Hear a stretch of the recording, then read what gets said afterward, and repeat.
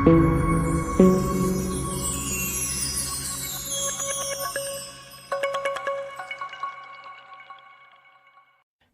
എന്ന രണ്ടക്ഷരത്തിന്റെ വലിപ്പം അളക്കുവാൻ പാങ്ങില്ലാത്തവരാണ് മനുഷ്യൻ. വായിക്കുമ്പോൾ എളുപ്പത്തിൽ ഓടിച്ചു വായിക്കാം, പ്രാർത്ഥിക്കുമ്പോൾ അളവറ്റ കൃപ എന്ന് നീട്ടി പ്രാർത്ഥിക്കാം. പക്ഷെ എങ്ങനെ ഈ കൃപയെ അളക്കുവാൻ കഴിയും? ആരാൽ അത് നിർവചനം കണ്ടെത്തുവാൻ കഴിയും? തിരുവചനത്തിൽ കൃപ എന്ന വാക്ക് ആദ്യമായി അടയാളപ്പെടുത്തുന്നത് നോഹ എന്ന പേരിനൊപ്പമാണ്. ഈ കൃപ എന്ന വാക്ക് എഴുതി ചേർക്കുന്നതിന് മുമ്പുള്ള ദൈവത്തിന്റെ പ്രസ്താവന വളരെ ചിന്തനീയമാണ്. താൻ ഭൂമിയിൽ മനുഷ്യനെ ഉണ്ടാക്കുക കൊണ്ട് യഹോവ അനുതപിച്ചു. അത് അവന്റെ ഹൃദയത്തിന് ദുഃഖമായി. ഞാൻ സൃഷ്ടിച്ചിട്ടുള്ള മനുഷ്യനെ ഭൂമിയിൽ നിന്ന് നശിപ്പിച്ചു കളയും. മനുഷ്യനെയും മൃഗത്തെയും ഇഴജാതിയെയും ആകാശത്തിലെ പക്ഷികളെയും തന്നെ അവയെ ഉണ്ടാക്കുക കൊണ്ട് ഞാൻ അനുതപിക്കുന്നു എന്ന് യഹോവ അരുളി ചെയ്തു. വഷളത്വം അത്രയ്ക്ക് പ്രബലമായിരിക്കുന്നു. എല്ലായ്പ്പോഴും ദോഷമുള്ള ഹൃദയവിചാരമുള്ള മനുഷ്യൻ. അതിന് നടുവിൽ നോഹയ്ക്ക് ദൈവത്തിന്റെ കൃപ ലഭിച്ചു എന്നാണ്. കൃപയെക്കുറിച്ച് പൗലോസ് അപ്പോസ്തലൻ വാചാലനാകുന്നത്, കൃപയാലല്ലോ നിങ്ങൾ വിശ്വാസം മൂലം രക്ഷിക്കപ്പെട്ടിരിക്കുന്നത്, അതിന് നിങ്ങൾ കാരണമല്ല, ദൈവത്തിന്റെ ദാനമത്രയാകുന്നു എന്നാണ്. യോഹന്നാൻ അരക്കിട്ടുറപ്പിക്കുന്നത് കൃപയെ അതിന്റെ പൂർണ്ണ അളവിൽ കാണുവാൻ കഴിയുന്നത് യേശുക്രിസ്തുവിലൂടെയാണെന്നാണ്. നാം ഈ ജീവിക്കുന്ന യുഗം തന്നെ കൃപയുടേതാണ്. മറ്റ് യാതൊന്നുകൊണ്ടും മനുഷ്യനെ തന്നിലേക്ക് അടുപ്പിക്കുവാൻ മടക്കി വരുത്തുവാൻ സാധ്യമല്ലാതിരുന്നിടത്താണ് കർത്താവിന്റെ ദാസൻ അപ്പോസ്തലനായ പൗലോസ് പറയുന്നത്, പാപം പെരുകിയിടത്ത് കൃപ അത്യന്തം വർദ്ധിച്ചു എന്ന. യാതൊരു പോംവഴിയും ഇല്ലാതിരുന്നിടത്തേക്ക് അയക്കുന്നതാണ് കൃപ. തനിച്ച് കയറി വരുവാൻ, അതായത് തിരിച്ചു കയറണമെന്ന അടിസ്ഥാന അറിവോ, ഞാൻ പാപത്തിന് ദാസനാണെന്ന ചിന്തയോ, ഞാൻ ഇങ്ങനെ നശിച്ചു പോകുമെന്ന വിചാരമോ ഇല്ലാത്ത ഇടത്താണ് കൃപ കൊണ്ട് മാത്രം ജനത്തെ വിടുവിക്കുവാൻ കർത്താവിന് മനസ്സിൽ തോന്നുന്നത്. ലോകത്തിന്റെ മറ്റ് ഏത് കോണിലും ലഭിച്ച കൃപയെ മറക്കാം. തിരുവചനത്തിൽ ആ കരുതൽ അനുഭവിച്ചവരെയും കുറച്ചു സമയത്തേക്കൊന്ന് മാറ്റി നിർത്താം. രക്ഷാനിർണയം പ്രാപിച്ച നമ്മിലേക്കൊന്ന് നോക്കിയാൽ നമ്മുടെ സ്തുതികളുടെയും സ്തോത്രത്തിന്റെയും അളവിന് വ്യത്യാസം വരും. അവ നമ്മെ വീണ്ടും പ്രത്യാശയിലേക്ക് നയിക്കുമെന്നുള്ളതിന് തർക്കമേതുമില്ല. നാം അധിവസിക്കുന്ന ദേശമോ പട്ടണമോ രാജ്യമോ ഒക്കെ സുവിശേഷീകരണം സാധ്യമല്ലാത്ത, ഒരു കാരണവശാലും രക്ഷിക്കപ്പെടുവാൻ കഴിയാത്ത ഇടമാണ്. പാപം അത്രയ്ക്ക് കഠിനമാണ്.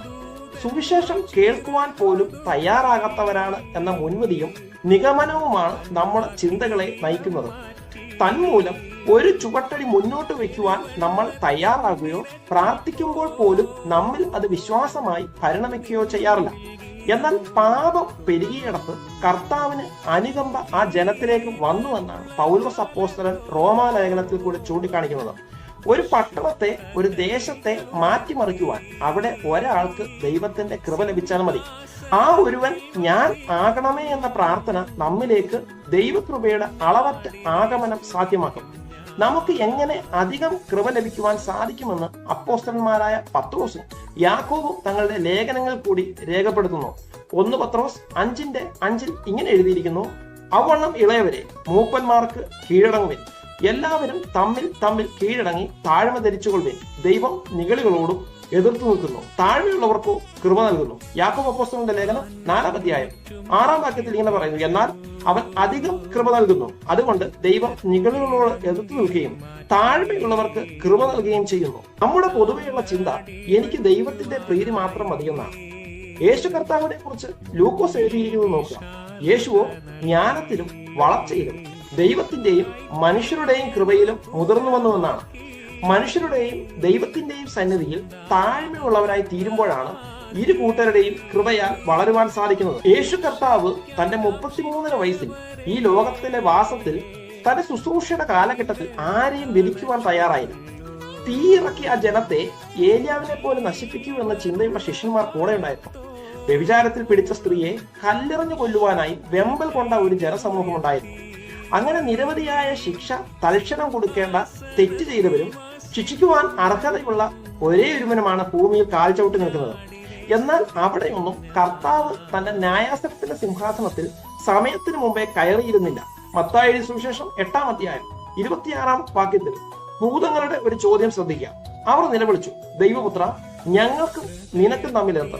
സമയത്തിന് മുമ്പേ ഞങ്ങളെ ദണ്ഡിപ്പിപ്പാൻ ഇവിടെ വന്നുവോ എന്ന് പറഞ്ഞു. നമുക്ക് ദൈവത്തിന്റെയും മനുഷ്യരുടെയും കൃപയിൽ മുതിർന്നു വരുവാനുള്ള ഏക തടസ്സം നമ്മൾ നമ്മുടേതല്ലാത്ത സിംഹാസനത്തിൽ കയറിയിരിക്കുന്നു എന്നുള്ളതാണ്.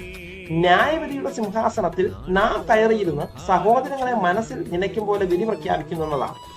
ഈ വിധിയുടെ അനന്തരഫലം എന്റെ സഹോദരനെ ആത്മാർത്ഥമായി സ്നേഹിക്കുവാനോ അവനുമായി ഇടപഴകുവാനോ എനിക്ക് സാധിക്കാതെ വരും. കാരണം എന്റെ നീതി പ്രവൃത്തികൾ എന്ന ആ നിലയിൽ കൊണ്ടെത്തിക്കുന്നു.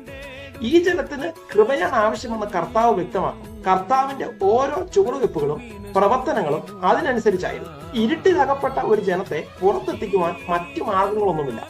മുൻപേ സൂചിപ്പിച്ചതുപോലെ സ്വയം പുറത്തെത്തുവാനുള്ള കഴിവോ സൂചനകളോ പോലും ഇല്ലാതിരിക്കുമ്പോൾ അധികം കൃപയല്ലാതെ വേറെ പോംവഴികളില്ല. ന്യായാസനത്തിന്റെ പീഠത്തിൽ നമുക്ക് പിന്നിരിക്കാം. ദയ കാണിക്കേണ്ട നിമിഷങ്ങളാണ്, കരുണ കാണിക്കേണ്ട അവസരങ്ങളാണ് പരമാവധി ഉപയോഗപ്പെടുത്തുക.